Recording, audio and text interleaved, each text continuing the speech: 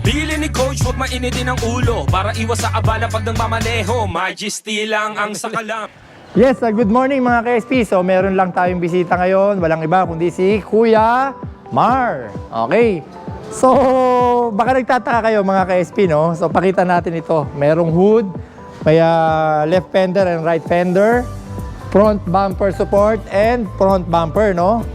So ito Kuya Mar, paano ba nangyari rito sa aksidente na to?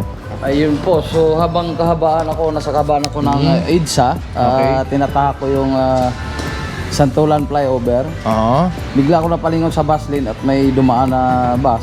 Okay. And then pag lingon ko ulit sa area ko, nakahinto na pala yung expander sa harap ko. Ayun, hindi na kinaya ng preno dahil ang takbo ko ng mga nasa 50. 50? Actually, mabagal pa yun, no? Pababa po kasi Pababa. ng flyover, so hindi na kinaya ng preno ko. Inabot ko siya, ayun. Ito po yung nangyari. Oo. At mabilis po ang gawa dito, kahatid ko lang po. Talagang Kahapon mo lang dinala, no? kahapon lang. Oo. At yun po, maging payo na rin sa mga driver natin. Yes. Maging alerto po sa lahat ng Alerto. oras, lahat ng segundo. Yes. Segundo lang po yan. Mga siguro baka 1 seconds lang. Parang na-imagine ko, Kuya Mar, no? Yung napatingin ka, tapos ganun Yan lang Opo, kabilis, yes, ano? ganun kabilis. Yan. So, ito mga KSP, no? Ganun kabilis ang aksidente. Hindi ko napapakita yung hitsura nung harap. Although yan yung unit niya, yung Mirage na yan. Kasi inaayos na natin. Nakita mo, meron ng hood, may bumper na, nakakabit na. So, buti na lang, dito dinala ni Kuya Mar yung kanyang Mirage. Kuya Mar, pwede bang yung mga kasama mo sa Grab, imbitahan mo? Kasi ito si Kuya Mar ay nag-grab po siya. No? Baka pwedeng imbitahan mo na yung mga kasama mo pumunta na lang dito pagka na-aksidente. Yan po. Sige po, shout out ko po lahat ng mga Grab driver. At kung meron man hindi man maiwasan natin yung aksidente po sa daan, kung meron po mangyaring ganon, dito na po kayo magtungo sa ating complete Power Lag Auto Shop. Power Lag Auto Shop. Oo, dito sa Novaliches. Napakabilis po ang proseso dito, hindi maabala yung biyahe ninyo.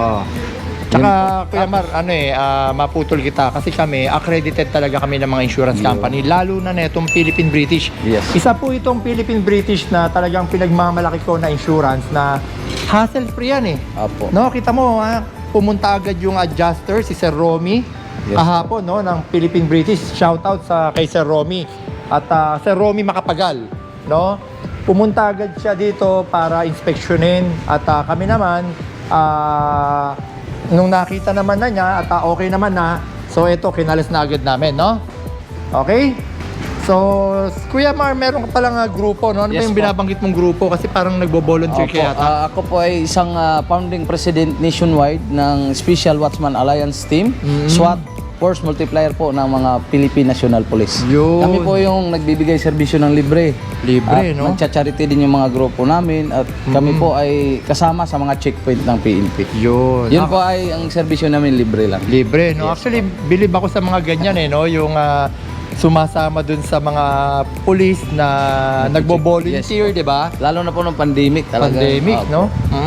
Saludo ko sa'yo, Kuya Mar, ha? Sa mga kuya din natin yan, mga Yan. ka-Eagles. Oo. Yun, dito po kayo lumapit kay kuya. Talagang mabilis Yes. po ang Oo, proud Eagles tayo, ha? Yes. Eagles na minsan, no? Payo na rin sa mga kapwa nating Eagles. Minsan, lagi nagba-viral, no? Yes, Yung mga plate number, wala yung plaka, yun ang nakalagay. Pero hindi natin masabi. Kasi merong akong nakita sa social media, no? Na baka ine-edit din Apo. Hindi naman pala talaga tunay na Siniraan. member ng Eagles, no?